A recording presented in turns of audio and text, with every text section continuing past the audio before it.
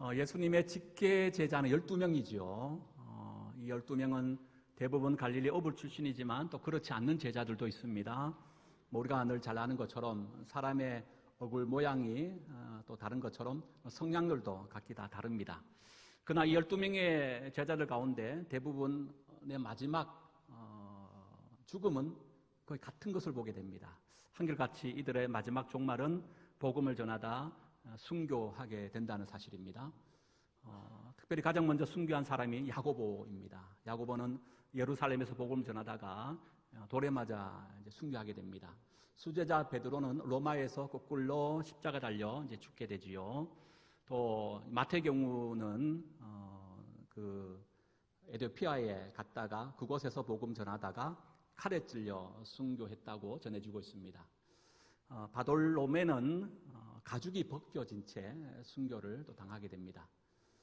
이처럼 그 외에 빌립, 안드레, 도마 할 것 없이 모두가 순교의 길을 이제 걷게 됩니다. 근데 이처럼 모든 제자들이 숭고한 순교의 길을 걸어가는 그때에 다른 방법으로 마지막 자신의 죽음을 선택한 한 인물이 있습니다. 그가 바로 오늘 본문의 가룟 유다인데요. 특별히 오늘 말씀에 5절에 보면 가룟 유다는 스스로 목매어 죽었다 이렇게 이제 소개하고 있습니다. 여러분 그렇다면 모든 제자들은 지금 순교함으로 그의 인생을 마치게 되어졌는데 가룟 유다는 왜 스스로 목매어 죽었을까? 그 이유가 있다면 뭘까? 한번 생각해 볼 필요가 있는 거죠. 다른 이유가 아닌 것 같습니다. 그는 오늘 말씀의 제목처럼 잘못된 선택을 했기 때문이라고 한다는 사실이죠. 오늘 3절 한번 볼까요? 주목할 단어가 하나 있는데 3절 한번 읽어봅니다. 다시 시작. 그때에 예수를 판 유다가 그의 정죄됨을 보고 스스로 뉘우쳐 그 은 30을 대제사장들과 장로들에게 도로 갖다 주었다. 여기 스스로라는 단어가 나옵니다. 사실 오늘 본문 속에 스스로라는 단어가 없어도 앞뒤 전체적인 문장의 흐름에 의미는 지장이 없습니다. 그 스스로라는 빼고 한번 다시 읽어볼까요? 다시 읽어봅니다. 시작. 그때에 예수를 판 유다가 그의 정죄됨을 보고 뉘우쳐 그 은 30을 대제사장들과 장로들에게 도로 갖다 주었다. 5절도 마찬가지입니다. 5절도 스스로가 나오는데 이걸 스스로 빼고 읽어봅니다. 시작. 유다가 은을 성소에 던져놓고 물러가서 목매어 죽은지라. 스스로란 단어가 없어도 전체적인 의미가 퇴색되거나 흐려지지 않지요. 근데 오늘 마태 저자는 의도적으로 스스로란 단어를 집어넣음을 통하여 이걸 강조하고 있다는 것을 확인해 볼 수 있습니다. 뭘 말하고자 함일까요? 가룟 유다의 스스로 목매어 죽었다. 목매어 죽은 그 일은 말 그대로 누군가의 어떤 강압이나 강조로 인한 마지못해 어쩔 수 없이 그렇게 한 일이 아니라는 거예요. 또한 우울증과 같은 정신질환 때문에 자기도 자신을 컨트롤할 수 없는 어떤 지경까지 나아갔기 때문에 이걸 선택했다라고 성경은 말하고 있지 않지요. 말 그대로 스스로입니다. 자신의 의지를 가지고 마지막 스스로 목매어 죽었다라고 성경은 말하고 있다는 거예요. 그렇다면 우리는 이런 질문을 할 수 있을 것입니다. 왜 제자였음에도 불구하고 가룟 유다는 스스로 목매어 죽었는가? 그 이유가 있다면 그게 뭘까라고 하는 것이죠. 오늘 여기에 대해서 조금 말씀을 나누고자 합니다. 그게 두 가지 관점으로 말씀을 나누고자 싶은데요. 첫 번째는 가룟 유다는 예수님이 아니라 돈을 선택했기 때문이에요. 마태복음 26장을 한번 볼까요? 성경 앞에 찾아서 마태복음 26장 14절과 16절의 말씀을 보십시다.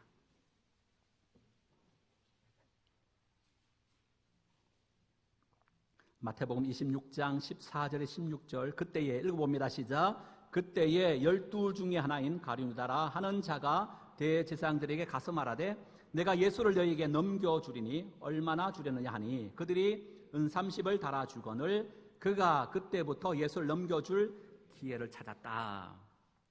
여러분 가룟 유다는 이 결정적인 예수의 죽음의 마지막 순간에 그가 선택한 것은 예수님을 선택한 것이 아니고 오늘 본문에 보니까 뭘 선택했다는 거예요? 은 30을 선택했다라고 말하고 있습니다.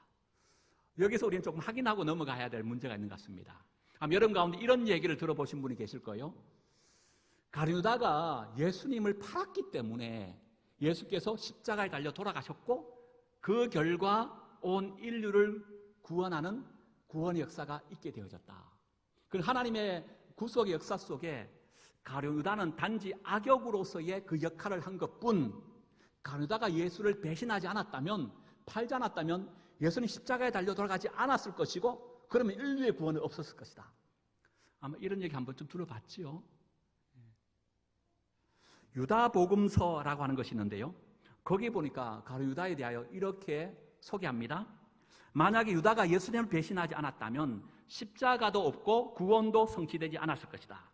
우리는 어쩔 수 없이 자기에게 주어진, 유다는 어쩔 수 없이 자기에게 주어진 역할을 했을 뿐이다. 그러므로 유다는 악의 화신이 아니라 부정적으로 예수를 따른 제자에 불과하다. 유다는 누군가를 해야 할 일을 이로 인해서 쏟아질 비판과 질시를 감수하고 하나님의 뜻에 순종한 것뿐이다. 유다는 배반의 신비를 성취했다. 어떻게 생각하시나요? 사실 얼토당토 않는 일이죠. 유다의 배신으로 예수께서 십자가에 달려 돌아가신 것은 맞지만, 그렇다고 유다가 예수를 판 그 행위, 그 죄는 결코 정당화되거나 합리화할 수 없다고 하는 거예요. 도리어 하나님 유다의 그 악한 행위를 들어서 당신의 구속의 역사를 이루시는 선한 것으로 바꾸어서 사용했을 뿐이라고 하는 거예요. 그래서 유다의 죄는 지탄을 받고 정죄를 받고 심판받아 마땅하다. 이것 때문에 여러분 논쟁할 필요가 없는 거예요. 어쨌든 유다가 이 마지막 순간에 예수님을 선택하지 않았고 그는 돈을 선택했습니다. 그럼 유다가 마지막 순간에만 이렇게 돈을 선택한 것일까요? 그렇지 않더라고요. 요한복음 12장에 보면 막달라 마리아가 예수님 앞에 값비싼 향유를 부어드립니다.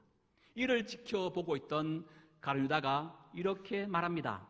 요한복음 12장 4절과 6절의 말씀, 제자 중 하나로서 예수를 잡아줄 가룟유다가 말하되 이 향유를 어찌하여 300데나리온에 팔아 가난한 자들에게 주지 아니하였냐 하니, 이렇게 말하면 가난한 자들 생각함이 아니요 그는 도둑이라 돈깨를 맞고 거기 넣을 것을 훔쳐가미르라. 가룟유다는 예수님의 제자들 가운데 돈을 관리하는, 지금으로 보면 재정부장입니다. 그는 이 공적인 어떤 돈을 받으면서 관리하면서 마치 그것을 자기의 주머니에 있는 쌈짓돈처럼 그렇게 사용했다라고 성경은 말하고 있다는 거예요. 이 말은 무슨 얘기입니까? 가룟유다가 처음부터 예수를 배신할 의도는 없었다 할지라도 어느 순간 그는 예수님 보다가 돈을 사랑했고 그리하기에 돈을 택했다는 거예요. 이것이 습관이 반복되다 보니까 마지막 예수님이 죽으시는 그 순간에도 그는 예수를 선택하지 아니하고 은30의 돈을 택한 인물, 그가 바로 가롯 유다였습니다. 또한 유다는 예수님 한 번도 주, 키리오스, 예수님은 나의 주인이십니다, 나의 왕이십니다라고 고백하여 부른 적이 한 번도 없었습니다. 그는 언제나 예수님을 부를 때 랍비여, 선생입니다, 이렇게만 불렀다는 거예요. 그것도 결정적인 순간의 두 장면 속에서. 첫 번째는 최후의 만찬 식상입니다. 예수님이 제자들과 함께 마지막 식사를 하시는 중에 폭탄 같은 선언을 하시죠. 충격적인 말씀하십니다. 너희 중에 한 사람이 나를 팔 것이다. 이때 11명의 제자는요, 동일하게 이렇게 말합니다. 주여, 그가 누구니까? 나는 아니지요. 이렇게 대답할 때 오직 한 제자 가룟유다는 주라고 말하지 아니하고 랍비여, 그가 나는 아니지요, 이렇게 반문했다는 거예요. 두 번째는요, 땀방울이 핏방울 되듯 간절하게 겟세마네 동산에서 기도하시고 내려오시는 중에 가룟유다가 일당의 무리를 대동하여 예수를 체포합니다.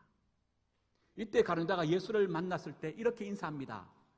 랍비여, 안녕하십니까? 라고 입맞추었다라는 거예요. 가룟유다는 한 번도 예수를 주라고 말하지 않냐고 랍비 선생으로만 불렀고 고백했다는 거예요. 그렇다면 가룟유다에게 있어서 주는 뭐였겠습니까? 돈이었던 것 같아요. 겉으로는 예수님의 제자였지만 속에는요, 물질의 제자였고 돈의 제자였다는 겁니다. 그러기에 가룟유다는 스스로 목매어 죽은 것은 이처럼 예수님이 아니라 돈을 선택했기 때문이라고 성경은 우리에게 밝히고 있는 거예요. 성경에 보면 이런 가룟유다 같은 사람이 너무너무 많아요. 밤을 새워 얘기해도 시간이 부족할 만큼 그렇게 돈과 관련된 말씀들이 성경에 너무 많이 기록되어 있습니다. 그게 신약과 구약에 각각 한 사람만 조금 더 살펴볼까요? 구약의 대표적 하나님이 아니라 돈을 사랑했던 인물 하면 우리는 여리고 성의 함락과 관련된 아간을 한번 생각해 볼 수 있습니다. 하나님은 여리고 성을 멸망시키기 전에 이스라엘 백성들에게 분명히 이렇게 명령하십니다. 여호수아 6장 17절 이하의 말씀. 이 성과 그 가운데 있는 모든 것은 여호와께 온전히 바쳐라. 그 바친 물건에 손대지 말라. 은금과 동철 기구들은 다 여호와께 구별된 것이니 그것은 여호와의 곳간에 드릴지니라 하니라. 그런데 아간 어떻게 합니까? 이 전리품, 노략한 물건 가운데 신할산, 아름다운 외투 한 벌, 은 200세겔, 50세겔 되는 금 하나를 몰래 숨깁니다. 그는 하나님 말씀보다 자신의 탐심을 선택했다는 거예요. 신약으로 넘어가면 초대교회 때 아나니와 삽비라라는 부부가 있지요. 이 부부가 이제 밭을 팔아서 그 일부를 몰래 감추고 마치 하나님께는 전부를 드린 것처럼 하였다가 하나님의 진노를 받는 것을 보게 됩니다. 사랑하는 여러분, 성경은 분명히 우리에게 말씀하고 있음을 잊어서는 안 될 겁니다. 돈을 사랑하는 것은 일만하게 뭐가 된다? 뿌리가 된다는 거예요. 성경 분명히 우리에게 말씀합니다. 두 주인을 섬길 수 없다는 거예요. 성경은 분명히 말합니다. 탐심은 곧 우상 숭배니 탐심이 곧 뭐다? 물질, 만몬, 돈이라고 말씀하고 있습니다. 여러분, 참 어렵습니다. 저도 이 얘기를 여러분 던지지만 저도 한편 돈에서 자유롭지 못하는 경우가 솔직히 있습니다. 그러나 그럼에도 불구하고 말씀을 맡아서 전하는 자 입장에서 저도 싸워야 할 몫이고 여러분도 마지막 천국 가는 그날까지 우리가 이 문제 앞에 자유롭지 않기 때문에 날마다 주님 앞에 내어놓고 싸워야 할 일이 아닌가 싶습니다. 매일매일 쉽지 않는 싸움이지만 여러분 이 싸움에서 승리하실 수 있기를 축복합니다. 우린 돈을 선택하는 것이 아니고 주님을 선택하는 자리에 늘 설 수 있기를 축복합니다. 두 번째, 가룟유다가 왜 스스로 목매었는가? 그의 이 잘못된 선택이 뭔가? 이거 한번 따라해 볼까요? 회개가 아니라 후회를 선택했기 때문이다. 3절을 한번 다시 볼까요? 3절 읽어봤습니다마는 27장 다시 돌아와서 3절 다시 한번 읽어봅니다. 시작. 그때에 예수를 판 유다가 그의 정죄됨을 보고 스스로 뉘우쳐 근 30을 대제사장들과 장로들에게 도로 갖다 주었다. 여기 보면 스스로 뉘우쳤다라는 단어가 나옵니다. 이 헬라어 단어 보니까 메타멜로마이라는 단어 쓰던데요. 이와 비슷한 헬라어 단어가 또 있습니다. 메타노에오라는 단어예요. 메타멜로마이하고 메타노에오 두 단어가 비슷하지만 그 의미는 완전히 다릅니다. 앞에 메타멜로마이는요, 감정적인 후회로서 인간의 단순한 자기 반성을 말한다면 뒤에 나오는 메타노에오라고 하는 것은 감정적 후회를 넘어서서 그 잘못된 길로부터 돌아선다라고 하는 의미의 성령께서 주시는 해결을 뜻합니다. 그래서 여기서 우리는 후회와 해결을 조금 구분할 필요가 있는 것 같습니다. 한자를 보니까 더 분명하게 구분이 가능하던데요. 한자에서 후회할 때 후자가 디후자를 씁니다. 해자가 뉘우칠 해자를 쓰더라고요. 그 나중에 잘못을 깨닫고 뉘우치는 것, 그게 후회라는 거예요.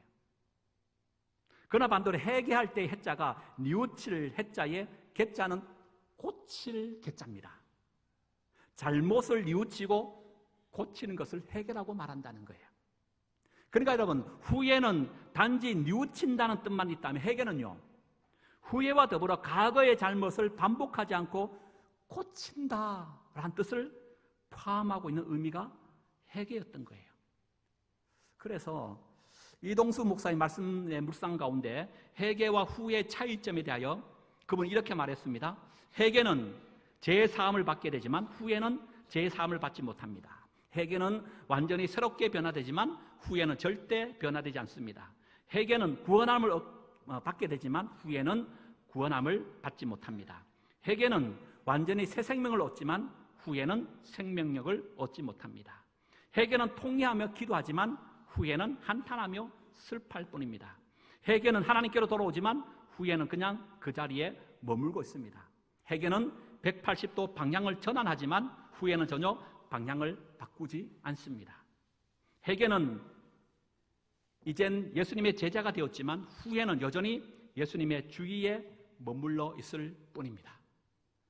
하나님께서 원하는 것은 단순한 후회가 아니라 회개입니다. 우리나라 7, 80년대 교회마다 유행처럼 늘 하는 것이 있었어요. 뭐였습니까? 부흥회를 굉장히 많이 했어요. 저도 어릴 적에 엄마 아빠 손잡고 부흥회 많이 참석했었는데 부흥회 가면 참 뜨겁지요. 그때 주여 하고 주의 삼창도 막 하고 뜨겁게 밤을 새며 말씀 가운데 은혜를 받고 그런 뜨거운 한때가 있었습니다. 그때 흔히 우리가 또 오해하는 것 중에 하나가 뭐냐 하면 은혜 받아서 눈물 콧물 흘렸던 것, 그것을 가지고 회개했다 이렇게 생각하는 경우가 또 없지 않아 있었어요. 여러분, 감정적으로 단순하게 자신의 과거를 깨달아 뉘우치는 것, 여러분 후회하는 것, 그것이 여러분 회개가 아니라고 하는 거예요. 그래서 회개는 단순히 눈물 콧물 흘리는 것으로 끝나지 않냐고. 진짜 회개는 뭐라고요? 돌아서는 거예요. 돌아서는 거. 그 회개의 원문적 의미의 뜻도 보면 잘못된 길을 걸어가다가 깨달았을 때 그 길에서 다시 바른 길로 돌아서 걸어가는 것, 이것이 회개의 원문적인 의미의 뜻이에요. 예수님께서도 공생애를 시작하시면서 가장 먼저 선포하신 말씀이 회개하라, 천국이 가까이 왔다라고 말씀하셨잖아요. 이때 회개가 감정적인 의미의 후회나 자기 반성이 아니라 잘못 가는 길을 멈추고 하나님과 새로운 삶을 살아가라라고 하는 뜻의 메타노에오라는 단어를 쓰고 있더라는 거예요. 오늘 예수님을 은삼시에 팔았던 이 가룟 유다, 회개했다는 겁니까? 단순히 감정적으로 후회만 했다는 겁니까? 후회만 했다는 거예요. 그래서 뉘우쳐라는 단어 앞에 어떤 단어가 쓰여져 있습니까? 스스로 뉘우쳤다는 거예요.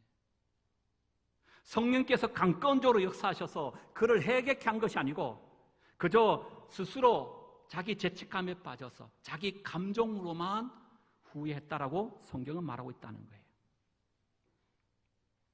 그런데 가룟 유다만큼이나 예수를 배신한 또 한 제자가 있습니다. 바로 베드로입니다.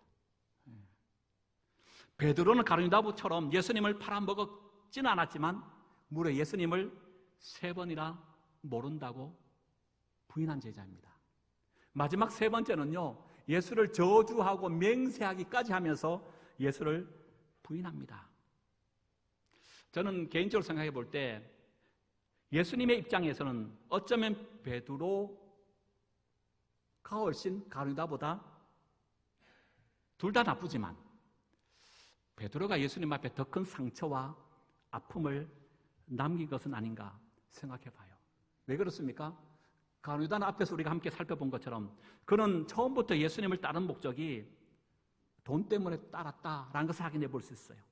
그런데 베드로는 어떻습니까? 그는 예수님의 수제자였습니다.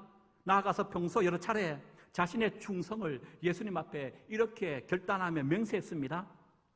모두 주를 버릴지라도 나는 결코 버리지 않겠나이다. 내가 주와 함께 죽을지언정 주를 부인하지 않겠나이다. 주여, 내가 주와 함께 오게도 죽는 데에도 가기를 각오한나이다. 주를 위하여 내 목숨을 버리겠나이다. 이렇게 호언장담했던 이가 누구라고요? 베드로였어요. 그런데 베드로가요, 하루아침에 예수를 저주하고 맹세까지 하며 모른다고 부인한 거예요. 인간적인 생각으로 생각하면 가룟유다보다 예수님의 가슴에 더 큰 상처와 아픔을 남긴 참 배신자는 베드로가 아닌가 생각해 봅니다. 그런데 중요한 것은요, 가룟유다도 베드로도 둘 모두 예수를 배신했지만 그의 인생들의 결말은 완전히 상반돼요. 가룟유다는 오늘 본문에 보니까 스스로 목매어 죽었습니다. 그러나 베드로는 어떻습니까? 베드로 예수의 부활의 소식을 들었을 때 제자들 가운데 가장 먼저 그 무덤에 달려갔습니다. 후에 베드로는 초대교회 영적인 지도자가 되어져서 예루살렘의 부흥을 이끌었고 복음 전하다가 순교하는 거룩한 삶을 살았습니다. 차이가 뭘까요? 후회를 택했느냐? 성령님이 주시는 회개의 자리로 나아갔느냐의 차이였다는 거예요. 마태복음 26장 74절과 75절 이렇게 말합니다. 그가 저주하며 맹세하이르되 나는 그 사람을 알지 못하노라 하니 곧 닭이 울더라. 이에 베드로가 예수의 말씀에 닭 울기 전에 내가 3번 나를 부인하리라 하심이 생각나서 밖에 나가서 심히 통곡하니라. 이때 베드로의 통곡은 단순히 죄책감에 의한 자기 후회나 반성이 아닙니다. 이때 베드로의 통곡은 회개의 통곡이었습니다. 왜 그럴까요? 회개에는 반드시 그 합당한 열매가 있어야 되기 때문에 그래요. 우리가 앞에서 본 것처럼 베드로는요, 변화된 삶을 살았던 것을 보게 되면 그는 단순한 자기 반성이나 후회가 아니라 회개를 했음을 알 수가 있습니다. 사도행전 2장에 보면 베드로가 오순절날 많은 사람들에게 복음을 전하며 말씀을 전합니다. 이때 오순절날 베드로의 설교를 들었던 많은 사람들이 베드로에게 와서 이렇게 묻습니다. 형제여, 그럼 우리가 어찌할꼬? 그들이 가슴을 찢으며 애통합니다. 이때 베드로가 그들에게 힘차게 이렇게 선포합니다. 사도행전 2장 36절 베드로가 이르되 너희가 회개하라고 말씀하고 있는 거예요. 여러분, 이때 회개하라는 단어가 돌아선다 라고 하는 동일한 단어 메타노에오라는 단어를 씁니다. 베드로가 어떻게 메타노에오, 회개하라 힘있게 말할 수 있을까요? 베드로가 비록 예수님을 배반했지만 단순히 후회가 아니라 진정한 성령 안에서의 회개를 경험했기 때문이에요. 말씀을 좀 정리합니다. 여러분, 우리 인생은 끊임없는 선택의 기로에 또 선택의 순간의 삶을 사는 것 같습니다. 그 인생을 한마디로 얘기하면 선택이다, 이렇게도 말할 수 있지 않겠나 싶습니다. 중요한 것은 우리가 어떤 선택을 하느냐에 따라서 그 인생이 완전히 바뀐 것을 또한 많이 보게 됩니다. 여러분, 돈이 아니라 주님을 선택하실 수 있기를 바랍니다. 후회가 아니라 성령께서 주시는 우리 회개의 자리로 날마다 나아가십시다. 우리는 살아가면서 베드로처럼 연약하여 넘어질 수도 있지요. 유다처럼 때로는 잘못된 선택을 할 수도 있습니다. 중요한 것은 그 이후에 우리의 태도인 것 같습니다. 넘어졌을 때 자신의 힘으로만 해결하려고 하지 말고, 자신의 감정에 빠져서 땅을 치며 후회만 하지 말고, 그때일수록 성령께서 여러분들에게 속삭이시는 그 음성을 외면하지 마시기 바래요. 그때일수록 십자가에 달리신 예수님을 더욱 붙잡으시기 바랍니다. 우리 죄는 아무리 커도 무엇보다 크지 않을까요? 예수의 보혈보다. 우리 향한 주님의 그 사랑보다는 결코 크지 않습니다. 베드로에게 그렇게 하셨던 것처럼 주님은 오늘 또 우리에게 용서와 회복을 주실 줄로 믿습니다. 오늘 이 말씀을 통하여 여러분, 우린 가룟유다가 아니라 베드로처럼 비록 실패한다 할지라도, 비록 잘못된 선택을 한다 할지라도 날마다 주님께 나아가서 용서와 은혜를 구하고 새로운 그 은혜의 풍성함의 삶을 누려갈 수 있는 저와 여러분, 우리 모든 소망의 공동체가 될 수 있기를 주의 이름으로 축복합니다.